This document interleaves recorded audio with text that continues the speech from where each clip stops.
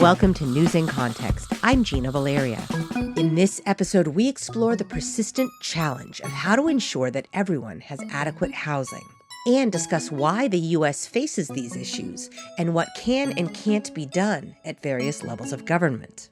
We also explore how we might reframe the way we discuss housing and homelessness to help us rethink solutions. My guest is Tony Sparks, Associate Professor of Urban Studies and Planning in the Public Affairs and Civic Engagement, or PACE program at San Francisco State. Talk to me a little bit about how you see the state of working to solve this challenge we have of helping unhoused people get housed or addressing these issues. Where are we right now in your estimation in San Francisco and in California? Well, where we are is honestly not that much different than where we were 10 years ago. It's not to say we haven't done anything for 10 years. San Francisco has implemented some great policies and done a lot of work in increasing the number of permanent supportive housing and shelter. But essentially the problem is homelessness is not something that can be solved on the back end. So no matter what cities throw at it, they can't stop people from being displaced. So, what we've seen really since the 2008 housing crisis is more people have been being displaced from housing for a variety of reasons, mostly because they can't afford it. We know the housing costs are going up everywhere in the Bay Area. But what has happened in the past, I would say since 2014, is a dramatic increase in San Francisco of the number of unsheltered homelessness. That is, people that don't have access to anywhere to sleep at night. And a part of that increase is because the number of people without shelter has grown. Part of that is because the shelter pipeline is blocked. And part of that is because of the way we count.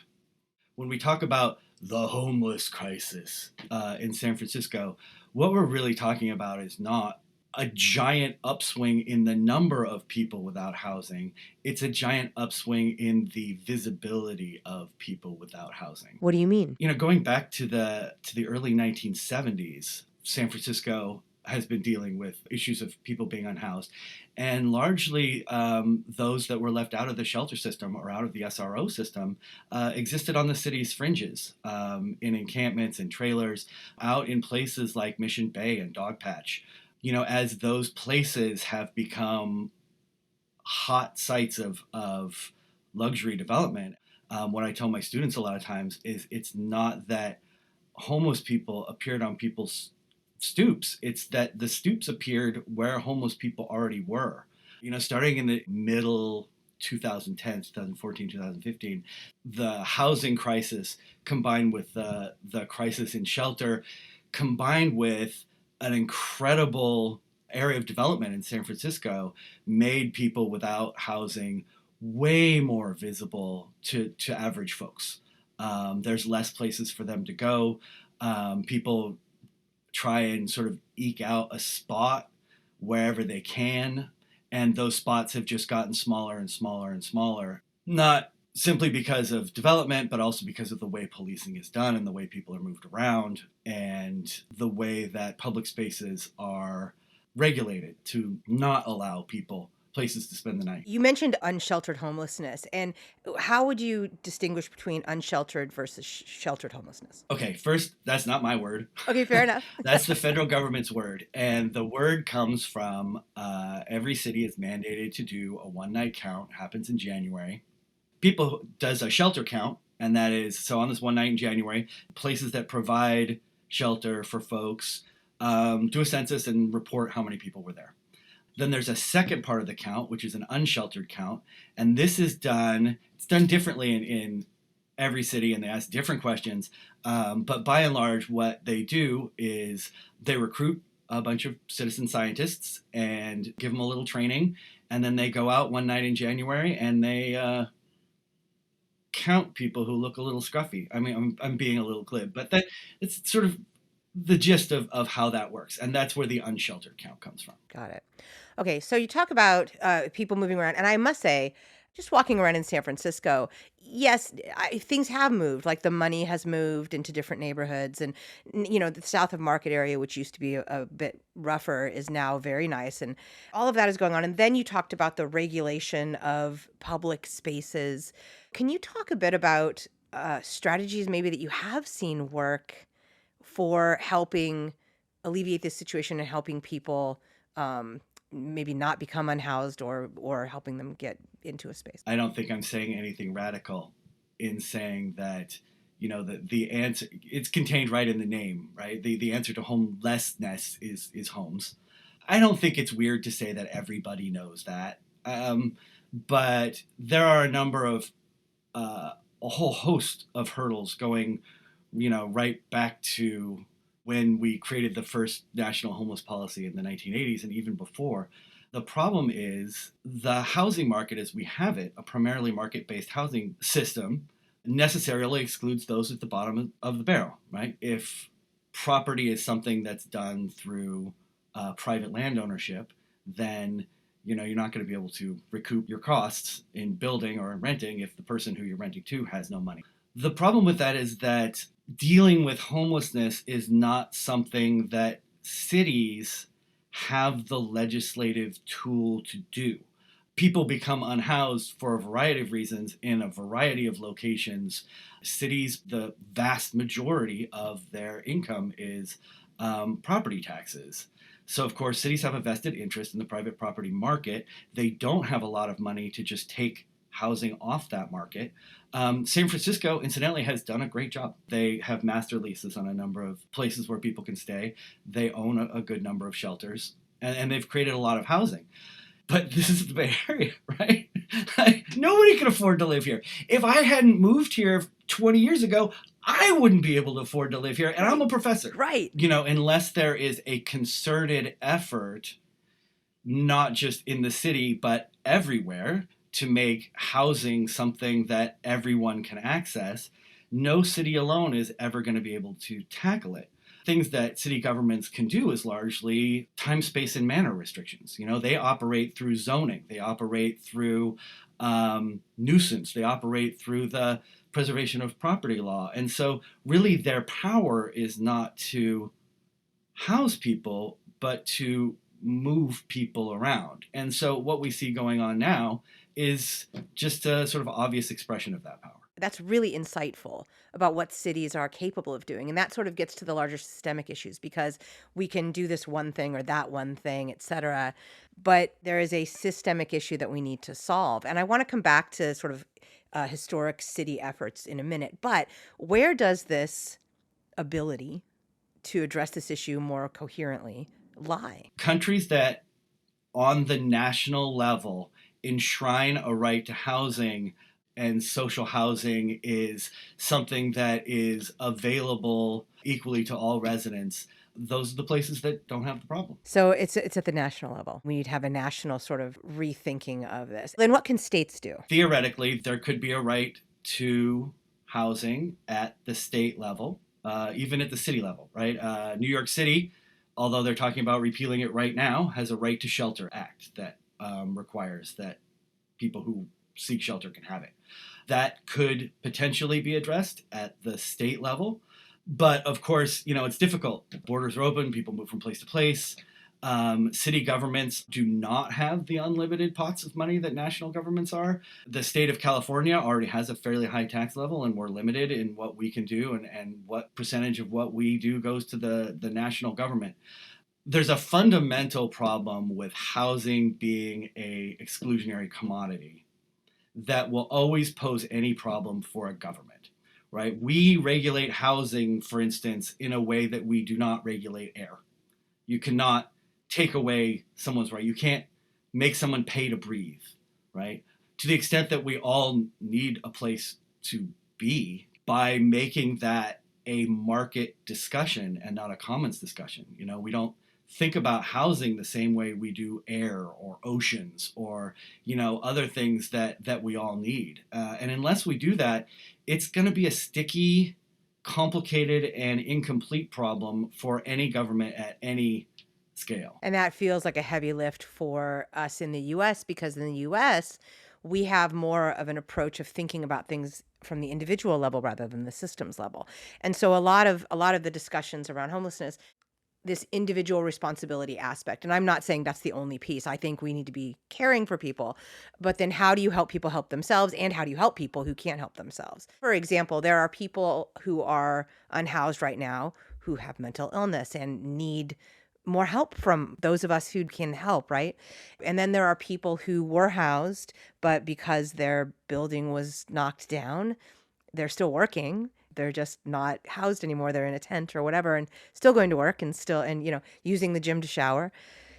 So there's like this spectrum. Being unhoused, having mental health issues, and having substance abuse issues are three different problems, right? We all, as human beings, housed, rich, poor, we all require mental health care. We all require help with substance abuse and other issues. These are things that are endemic to modern humans.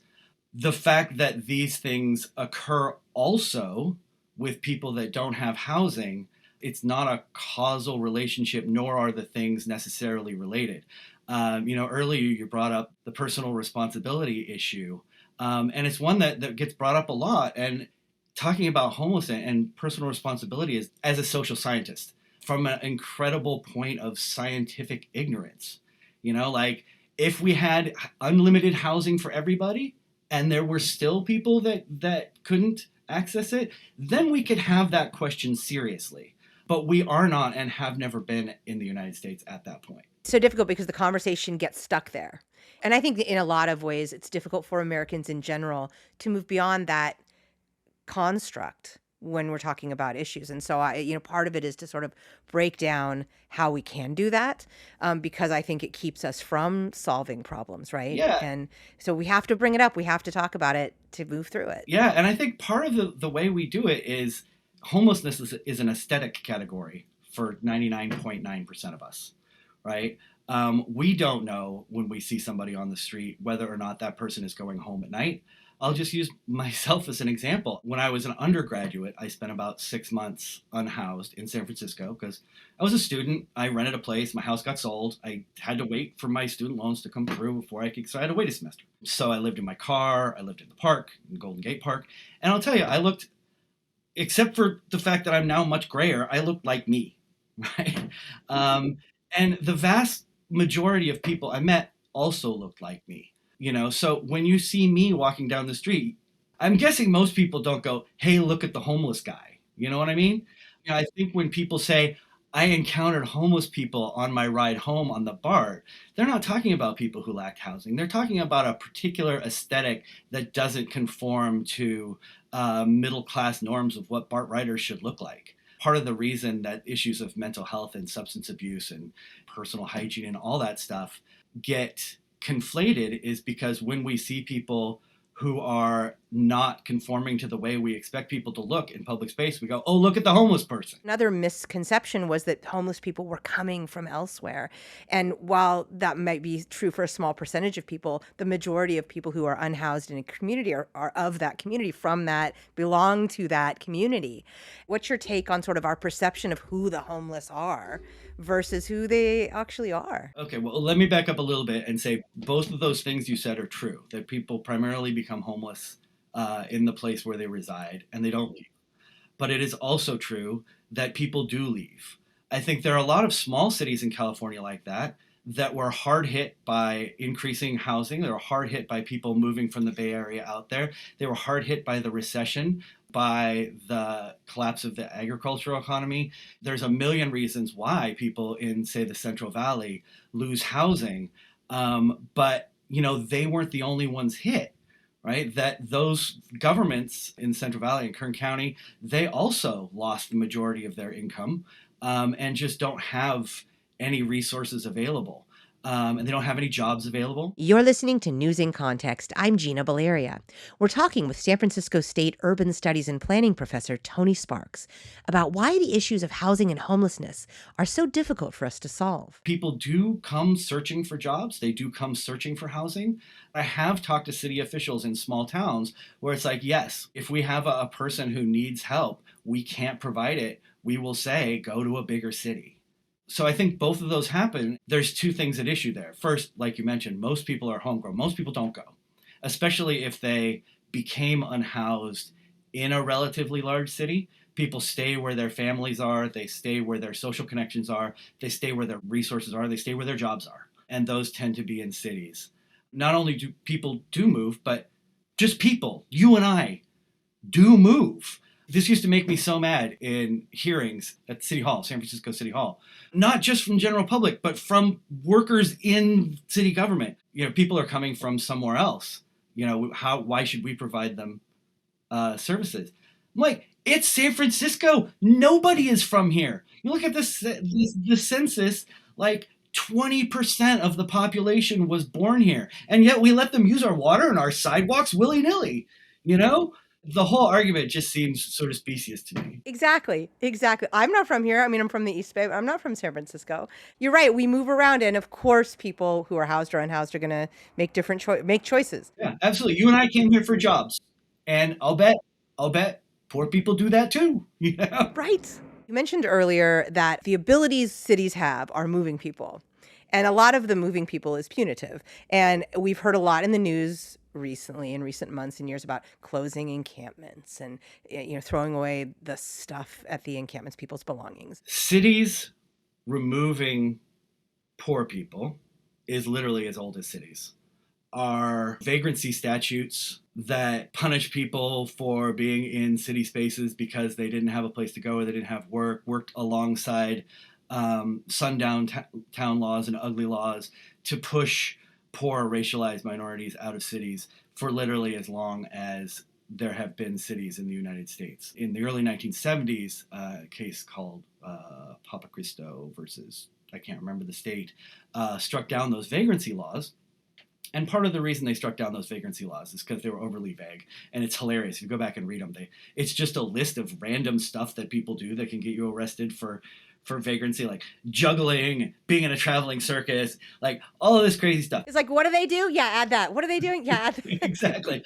And it's funny because those laws got handed down from medieval British common law. They became our laws. And then we just sort of started adding on stuff, as more stuff happened, so in the 1970s, they struck that down. They said it was vague, but they also said that part of the argument was that it's partially an Eighth Amendment violation. The idea that you can't punish people for doing things necessary because of their housing status.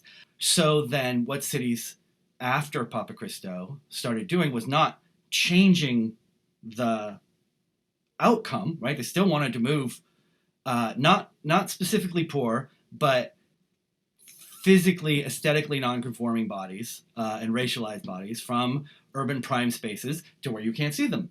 Starting during that time, laws started coming up on the books about punishing conduct. So things like anti-sleeping laws, anti-loitering laws, park hours. So these were technically ways of getting around the Eighth Amendment issue. This became increasingly important in the late 80s, early 1990s, when San Francisco found itself in a real crisis. And it needed to revitalize, right? It was losing federal redevelopment dollars. It was losing HUD dollars. And I should mention this when we talk about lack of housing. Federal government funding for housing has dropped 90% since the 1970s.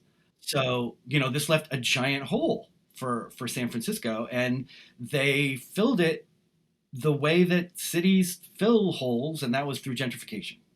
So they gave away money for redevelopment. They rezoned things for research and high tech. They gave away public assets to private corporations. They gave tax breaks to high tech companies to come in. But as part of that, the people that they wanted to attract, by and large, were put off by the presence of visibly poor people. So as we see that process of gentrification began in late 1980s, early 1990s, we see alongside it an increasing emphasis from the top down on policing of visibly poor bodies. And people have variously called this different things: disorder policing, quality of life policing, broken windows policing. My point is, this has been around forever. Mayors Breed and Newsom, Brown and Agnos, all of them, Jordan, it's all this has been going on the whole time. I think now what we're seeing is a sort of heightened emphasis on this, both because of what I talked about increasing visibility earlier, but also this visibility isn't happening in a vacuum. Mayor Breed is kind of in a tough spot. A lot of people didn't come back from COVID. I walked 5 o'clock. I walked from Powell Street BART station to Chinatown to get drinks with a friend, and it was a ghost town. Like 5 o'clock in the financial district prior to pandemic would have been packed. That has been picked up by the media. There's been a number of outcries from merchants who really relied on those dollars. The whole San Francisco is dying narrative sort of grew out of that. So she's very much sort of at the same point that, folks like Mayors Jordan and Brown were facing in the context of the tools that she has at her disposal. Let's talk about what might work. Like, can you highlight maybe some of the successful programs or strategies you're aware of that maybe made a positive impact? What about San Francisco's Care Not Cash program from several years ago? What is really interesting about Care Not Cash is not Care Not Cash in particular, but what Care Not Cash sort of embodies in the grand scheme of what we're looking at today. The first federal homeless legislation happened in 1987. It was McKinney-Vento, and it happened during a time of recession, and they thought of the problem of homelessness at that time as an emergency, as, like a hurricane or a tornado or something. And so they created McKinney-Vento as an emergency response to homelessness. And that was the idea. They would throw some money at it, and then it would go away when the economy came back. One example of that is that they paid emergency shelters based on bed nights. So, you had a shelter, you had 100 cots. If you filled those 100 cots, you got a set amount of money for each cot. By the mid-1990s, there was a general shift in U.S. policy. This was one of those rare moments where conservatives and liberals sort of agreed that this policy of just paying to keep people homeless and alive was not helping anything. And the result from that was two important shifts in terms of Care Not Cash in San Francisco policy. One was the shift to, instead of giving money for bed nights, giving money based on competitive grants, where cities that showed they were making moves towards things that the federal government thought were working would get more money. And also a shift away from thinking of homelessness as an emergency that would just go away by itself to something that was endemic and, importantly, at that point, personal. The problem was personal choices or personal afflictions. So the shift really became an emphasis on this continuum of care approach, or moving people from homeless into permanent housing. And the assumption there was that if people didn't have housing, it's because they weren't, quote, housing ready. And so they needed to be moved gradually. They needed to be made able to be housed. And so Care Not Cash really came out of that movement. So what Care Not Cash essentially did was reduce GA. That was just a check that people get for not being able to work. And that was in the context of two things. One was conservatives were like, oh, you're giving people money to be homeless or just enabling it. Well, liberals were like, GA is not enough money. Housing costs are going up and GA is not enough. So, those two come together in Care Not Cash, where Gavin Newsom says, I'm going to take some of this GA money. I'm going to use my reduction of this GA money to apply for this bigger pot of federal money that I can get from moving people into housing, and I'm going to provide permanent supportive housing. It's a good idea, right? It's moving people into housing, but it made getting that housing dependent on there being something wrong with you. So you had to sort of go through the bureaucratic hurdles to access that housing. And secondly, permanent supportive housing is much more expensive than regular housing. So what ended up doing was helping a very small subset of the population very well, but leaving the growing numbers of people who are becoming unhoused completely unaddressed. Now, to be fair, San Francisco as a city has increased that pot of housing. They've been working to make the bureaucratic hurdles easier to navigate, but two things remain true. There's nowhere near enough space for as many people who need it, and there's no way it's ever going to catch up with the number of people who are losing. So what can we do? We don't have a government that's going to systemically say housing is a right. How do we make sure people who are unhoused, that their voices are part of this process? What can we do here to try to get at this issue? The truth is, I don't know. We have kind of thrown up our hands at the problem. There's two particular cases at issue. One is Boise v. Idaho, and the other one is Grants Pass, Oregon versus Johnson. And in these cases, what the court was doing is saying, listen, we understand that you can't solve the problem, but you also can't treat people as less than human. It's like garbage to be removed. In the Boise case, you can't criminally prosecute somebody for being on the street if you don't have a space to offer them. Shortly after that, there was another decision in Grants Pass, and that decision was really about civil procedures. You can't fine people, you can't sanction people for being in public space if they don't have anywhere else to go. What that case also did was, however, was constitute those who are involuntarily homeless as a class. So it was assumed in that court case that people who are living on the street are there because they don't have a place to go. Coalition on Homelessness in San Francisco sues San Francisco city government, citing the Boise case and the Grants Pass case, and says not only are what you're doing with suites in San Francisco a violation of Boise, but you're also violating people's Fourth Amendment rights by taking their crap and throwing it away. You're taking people's, ID, you're taking their things they need to survive, their medications. Judge says, yeah, that's bad. City of San Francisco does not abide by the law. They continue doing the same thing. Judge grants an injunction that says, no, really, this is inhumane. You have to stop. San Francisco tries to get it dismissed unsuccessfully. Very much hinges on this idea of involuntary homelessness. They'll agree to leave a camp. Somebody will say, okay, you have a shelter referral. We'll get to the referral and go, oh, that's been filled for hours. We got nothing. Now the person has no tent. They have no sleeping bag, and they're just out, right? Other times, an offer of shelter might be a couple of hours in a shelter, or in a shelter that person has been assaulted in the past, or a shelter that's just icky in any array of ways.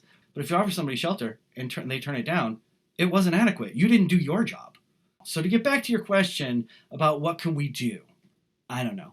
There's little things, of course, that have been proven that we know work. And let me just say that the stuff that we're trying now, care court, increased penalties for drugs, sweeps, these are things that we have a long history, a long demonstration of social science research that these things do not work. So we are consciously doing things we already know don't work.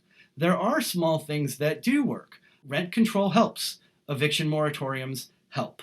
Small efforts at socialized housing helps. Utilizing the federal government's full right of using public property for low-income or no-income housing, that helps. If your big concern is seeing people who are drunk or high, we have evidence that show wet houses help, where people can come and have a stable place to live and meet them where they're at. If they need help, they can get help.